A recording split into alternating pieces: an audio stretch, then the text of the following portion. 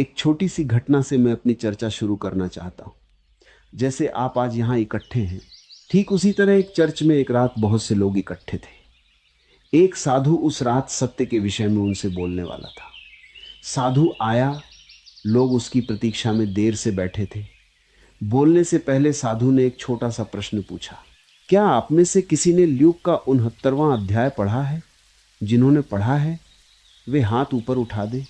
Hall में लगभग सभी लोगों ने हाथ ऊपर उठा दिए। केवल एक बूढ़ा आदमी ने हाथ नहीं उठाया। साधु जोर से हंस पड़ा और बोला, मेरे मित्रों, तुम ही वे लोग हो जिनसे सत्य पर बोलना बहुत जरूरी है, क्योंकि ल्यूक का 69वां अध्याय जैसा कोई अध्याय बाइबल में है ही नहीं। सभी लोग हाथ उठाए बैठे थे कि उन्होंने वह अध्याय पढ़ा है। सिर्फ एक आदमी ने हाथ नहीं उठाया। साधु ने जब लोगों से विदा ली तो उस बूढ़े आदमी को पकड़कर कहा, मैं हैरान हूं, तुम जैसा आदमी चर्च में क्यों आया? मैंने आज तक सत्य और चर्च का कोई संबंध नहीं देखा। बाकी सब झूठे थे, इसमें आश्चर्य नहीं, लेकिन तुमने हाथ क्यों नहीं उठाया?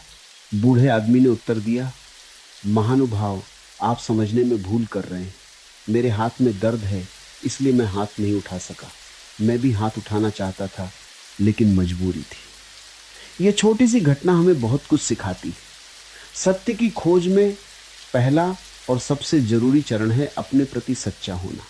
अगर कोई आदमी जीवन की खोज में निकला हो, परमात्मा को जानने की उत्सुकता रखता हो, लेकिन वह अपने प्रति ही सच्चा नहीं है, तो उसकी सारी खोज व्यर्थ चली जाएगी।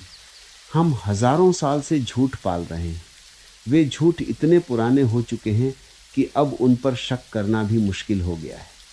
जब कोई झूठ हजारों वर्षों तक प्रचारित होता है तो धीरे धीरे वो सत्य जैसा प्रतीत होने लगता है। हम उन्हें स्वयं नहीं गढ़ते, बल्कि परंपराओं से विरासत में पाते हैं। इसलिए हमें पता भी नहीं चलता कि हम किस झूठ को सहारा दे रहे हैं। जब तक हम अपने भीतर झूठ के सारे पर्दे नहीं तोड़ देते, तब तक हम सत्य को नहीं जान सकते। और जो सत्य को नहीं जानता, उसके जीवन में कभी स्वतंत्रता नहीं आ सकती, आनंद के झरने नहीं फूट सकते, और उसका जीवन कभी संगीत नहीं बन सकता। वो दुख में जिएगा, दुख में मरेगा और अर्थहीनता में अपना समय व्यर्थ गंवाएगा। हम सत्य को जानना चाहते हैं, इसलिए मंदिरों, मस्जिदों और चर्चों में जाते हैं। हमारी प्यास सच्ची है, लेकिन प्यास अकेली काफी नहीं है। हमें अपने भीतर उन दीवारों को तोड़ना होगा जो हमने असत्य की खड़ी कर रखी हैं। मैंने सुना है, एक बूढ़ा आदमी 30 वर्ष बाद अपने पुराने शहर गया। सब कुछ बदल गया था। मकान नए हो गए, रास्ते सुंदर बन गए, बगीचे आबाद हो गए। लेकिन जब उसने अपने पुराने छात्रावास में एक युवक की मेज पर बाइबल का कवर देखा और उसके अंदर एक उपन्यास पाया, तो मुस्कुरा दिया। युवक घबरा गया, लेकिन बूढ़े ने कहा, घबराओ मत। हम भी बाइबल के कवर में गैर धार्मिक किताबें छिपा कर रखते थे। दी ओल्ड स्टोरी, वही पुरानी कहानी है। फिर उसने अलमारी खोली तो एक लड़की छिपी हुई मिली। युवक ने कहा, ये मेरी दूर की बहन है। बूढ़े ने फिर कहा, घबराओ मत। हम भी लड़कियों को इसी तरह छिपाते थे। वही पुरानी कहानी। बूढ़ा गांव लौटकर बोला, मकान बदल गए, रास्ते बदल गए, लेकिन आदमी वही का वही है। कहानी पुरानी की पुरानी है। यह पुरानी कहानी हजारों वर्षों से दोहराई जा रही है। हर पीढ़ी लगभग उन्हीं असत्यों को दोहराती है जिन्हें पिछली पीढ़ी दोहराती थी। कोई नई पीढ़ी में नया आदमी पैदा नहीं होता। पुरानी बीमारियां, पुराने रोग, पुरानी झूठी धारणाएं बनी रहती हैं। जब हम मंदिर के सामने हाथ जोड़कर खड़े होते हैं, तो हम उस मंदिर को नहीं बनाए हैं, नहीं उस भगवान को गढ़ा है। हमें बचपन में ही सिखा दिया गया है कि नमस्कार करो, पूजा करो। हमें यह भी पता नहीं कि जिसके सामने हम खड़े हैं वह सत्य का मंदिर है या असत्य का। हम केवल स्वीकार कर लेते हैं। जो आदमी समाज और भीड़ द्वारा कही गई बातों को बिना सोचे समझे स्वीकार कर लेता है, वह असत्य के पक्ष में खड़ा हो जाता है। सत्य की तरफ जाने वाले को अंधी स्वीकृति में नहीं पड़ना चाहिए। उसकी आंखें खुली होनी चाहिए, सोच विचार सजग होना चाहिए, तर्क सतेज होना चाहिए, उसके भीतर संदेह और विचार का विकास होना चाहिए। असत्य में घिर जाना बहुत आसान है। असत्य हमें तृप्ति देता है, सांत्वना देता है। सत्य को पाना कठिन तपश्चर्या है, श्रम है। असत्य को तो हम निद्रा में भी स्वीकार कर लेते हैं। अगर मैं आपसे कहूं कि आत्मा अमर है, तो आपका मन तुरंत मानने को तैयार हो जाता है, क्योंकि मृत्यु का भय है। हम भय से धर्म को स्वीकार करते हैं, जबकि धर्म का संबंध अभय से है, फियरलेसनेस से है। जो लोग जितना मौत से डरते हैं, उतने ही आत्मा की अमरता के विश्वासी हो जाते हैं। लेकिन यह विश्वास सत्य का अनुभव नहीं, बल्कि भय को छिपाने की ओट है। इसी तरह हम अहंकार को तृप्त करने वाले असत्य भी स्वीकार कर लेते हैं। हम मान लेते हैं कि मनुष्य सभी प्राणियों में श्रेष्ठ है, पुरुष स्त्रियों से श्रेष्ठ है, भारतीय अन्य कौमों से श्रेष्ठ है। ये सब अहंकार को तृप्ति देते हैं। जब डार्विन ने कहा कि आदमी भी पशुओं में से एक है, तो सारी दुनिया में विरोध हुआ, क्योंकि अहंकार को चोट पहुंची। गैलीलियो ने कहा कि पृथ्वी सूरज का चक्कर लगाती है, तो विरोध हुआ, क्योंकि हम पृथ्वी को केंद्र मानते थे। फ्रायड ने कहा कि मनुष्य का जीवन सेक्स के केंद्र पर घूमता है, तो और भी बेचैनी हुई। आदमी उन्हीं बातों को स्वीकार करता है जो उसके अहंकार को तृप्ति दे, और इस तरह उसने अपने आस पास कल्पनाओं का एक जाल बुन लिया है। सत्य को जानने से पहले तथ्यों को जानना जरूरी है, चाहे वे कितने कड़वे क्यों ना हो। कल्पनाएं कितनी भी सुखद हो, वे सिर्फ कल्पनाएं हैं। उन पर चढ़कर कोई यात्रा नहीं की जा सकती। मनुष्य की सबसे बड़ी दुर्घटना यह है कि उसने कल्पनाओं का जाल बुन लिया है और उसे तोड़ने में डरता है। एक सम्राट रोज 1 घंटे के लिए कमरे में बंद हो जाता था। लोग उत्सुक थे कि वह क्या करता है। आखिर उन्होंने दीवार में छेद कर देखा। सम्राट वहां अपने सारे वस्त्र उतारकर नग्न खड़ा हो जाता था और परमात्मा से कहता था, यह हूं मैं, वह नहीं जो कपड़े पहने हुए था। वे कपड़े मेरे अहंकार की सजावट थे, मेरी सच्चाई नहीं। सत्य के निकट जाने के लिए नग्न होना जरूरी है। वस्त्र झूठे हैं। जितने सुंदर वस्त्र बाहर, भीतर उतना ही फीका और कुरूप आदमी। हम बाहर के सौंदर्य से भीतर की कुरूपता छिपाते हैं। जीवन के तथ्यों को सीधे खुली आंखों से देखना जरूरी है। जब कोई आदमी अपने जीवन के तथ्यों को देखने के लिए तैयार हो जाता है, तो उसके जीवन में क्रांति शुरू हो जाती है, क्योंकि जो तथ्य कुरूप और दुखद है, उसे देखते ही बदलने की आकांक्षा जन्म लेती है। मनुष्य की सबसे बड़ी बीमारी यह है कि वह अपने असली तथ्यों को नहीं देखता। एक धनपति की कहानी याद आती है। उसकी आंखें बाहर निकली रहती थीं, कान में भनभनाहट होती थी और सिर चक्कर खाता था। बहुत से डॉक्टरों ने अलग अलग इलाज किए, चश्मा लगवाया, सारे दांत निकलवा दिए, अपेंडिक्स का ऑपरेशन कर दिया, लेकिन बीमारी ज्यों की त्यों रही।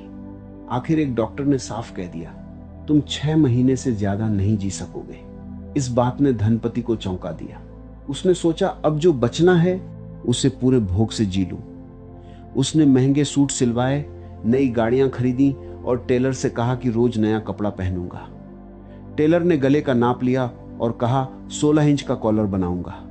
धनपति बोला, नहीं, मैं तो हमेशा 15 इंच का पहनता हूं। टेलर ने मुस्कुराते हुए कहा, 15 इंच का पहनोगे तो आंखें बाहर निकली दिखेंगी, सिर घूमेगा और चक्कर आएंगे। धनपति ने 16 इंच का कॉलर पहना और सारी बीमारी गायब हो गई। 30 साल बीत गए, वह आज भी जीवित है। असली बीमारी कॉलर की थी, बहुत कसा हुआ कॉलर, लेकिन डॉक्टर कभी गले की ओर नहीं देखे। ठीक यही हाल मनुष्य की आध्यात्मिक बीमारी का है। हम शास्त्रों की जटिलता में खो जाते हैं। पुरोहित और गुरु हमें आत्मा की अमरता, मोक्ष और परम शुद्धता की बातें बताते हैं, लेकिन हम अपने असली तथ्यों को कभी नहीं देखते।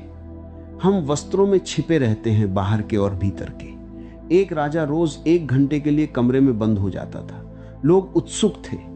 आखिर दीवार में छेद करके देखा तो क्या पता चला, राजा अपने सारे कपड़े उतारकर नग्न खड़ा हो जाता था और परमात्मा से कहता था, ये हूं मैं। वह नहीं जो कपड़े पहने हुए था, वे कपड़े मेरे अहंकार की सजावट थे। नग्न होकर ही मैं तेरे पास आ सकता हूं। सत्य के निकट जाने के लिए नग्न होना पड़ता है। हम बाहर सुंदर वस्त्र पहनते हैं तो भीतर की कुरूपता छिप जाती है। हम चेहरे बदलते रहते हैं। हर व्यक्ति के सामने अलग चेहरा, नौकर के सामने एक, मालिक के सामने दूसरा, पत्नी के सामने तीसरा, प्रेयसी के सामने चौथा। दिन भर हम अभिनय करते हैं। धीरे धीरे हम भूल जाते हैं कि मेरा असली चेहरा क्या है। बर्ट्रैंड रसल की कहानी याद है? एक आदमी ने उनकी किताब पढ़कर गुस्सा होकर उनकी गर्दन पकड़ ली और कहा, आपने लिखा है सीजर इज डेड। ये बिल्कुल गलत है, मैं खुद सीजर हूं। रसल हैरान रह गए। बाद में पता चला कि वो आदमी फिल्म में सीजर का रोल करता था और उसका दिमाग खराब हो गया था। हम भी ऐसे ही अपने बनाए चेहरों में जीने लगते हैं। हम खुद को सीजर, सन्यासी, पति, पिता, नेता समझने लगते हैं। जब हम आत्मज्ञान की खोज में निकलते हैं तब भी हम ये भूल जाते हैं कि जिसे अपना असली चेहरा ही नहीं पता उसे आत्मा कैसे मिलेगी। सच्चाई ये है कि हम जिंदा सच्चे आदमी को गोली मार देते हैं और मरने के बाद उसकी पूजा करने लगते हैं। क्राइस्ट को सूली दी गई, गांधी को गोली मारी गई, क्योंकि सच्चा आदमी हमारे झूठ को उघाड़ देता है, वह हमारे नकली वस्त्र छीन लेता है। गांधी के पास एक सन्यासी आया और बोला, मैं सेवा करना चाहता हूं। गांधी ने कहा, पहली सेवा यह करो कि ये गेरुए कपड़े छोड़ दो। सन्यासी हैरान हो गया। गांधी बोले, इन कपड़ों में तुम स्वामी बन जाते हो। स्वामी सेवा नहीं कर सकता। सेवा करने वाले को नग्न होना पड़ता है, किसी भी पहचान से मुक्त। लेकिन वह सन्यासी 2 पैसे के गेरुए कपड़ों को छोड़ने को तैयार नहीं हुआ। वस्त्र छोड़ने में डर है, क्योंकि वस्त्र छोड़ते ही हम कुछ से कुछ नहीं हो जाते। हमारा अहंकार कहता है मैं कुछ हूं। नग्न होने पर हम सब नोबड़ी हो जाते हैं। हम प्रेम की बातें करते हैं, लेकिन प्रेम कहां है? पिता कहता है मैं बेटे को प्रेम करता हूं। मां कहती है मैं बेटी को प्रेम करती हूं। पति पत्नी एक दूसरे से प्रेम का दावा करते हैं। लेकिन अगर सारा संसार प्रेम से भरा है तो युद्ध कहां से आते हैं? माएं अपने बेटों को युद्ध के मैदान में क्यों भेजती हैं? अगर प्रेम सच्चा होता तो हिंसा कहां से आती? सच्चाई यह है कि हमारा प्रेम झूठा है।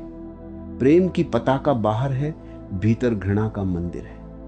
हम हिंसा को अहिंसा के नाम से छिपाते हैं। हम परिवार को पवित्र मानते हैं, लेकिन परिवार में प्रेम नहीं, सिर्फ संबंधों का झूठा जाल है।